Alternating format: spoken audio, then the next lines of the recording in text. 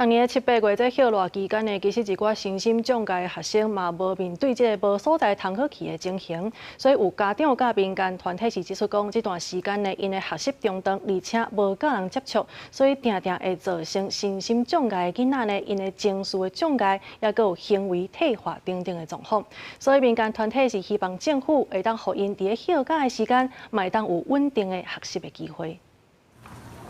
休大已经强要1个月，有办真侪适合囡仔的活动，也毋过身心障碍的囡仔休大毋但无通上课，嘛欠缺适合参加的活动。根据卫福部的统计，全台湾14岁以下的身心障碍学生有超过4万人，也毋过因为特殊教育的资源无够，有8成身心障碍的囡仔因为休大无通延续学习，乃会造成因的情绪无稳定，嘛袂记伫本地学晓的生活技能。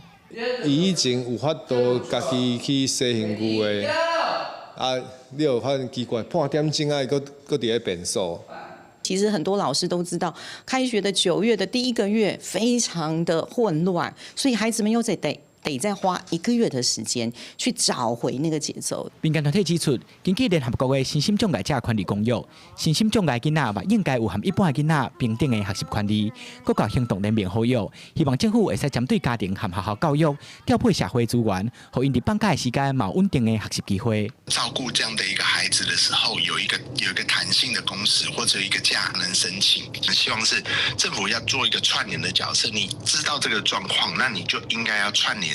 县市政府还有包含说一些民间团体，共同来去帮助这个爱企鹅跟爱企鹅的家庭，这样。国家行动联盟嘛呼吁，希望社会民众会使做伙来推动身心障碍囡仔的权利，亲像是担任志工，也是考特教助理员，补充特殊教育的资源，或者囡仔拢有健康成长的权利。记者魏宗林、曾俊佑台北报道。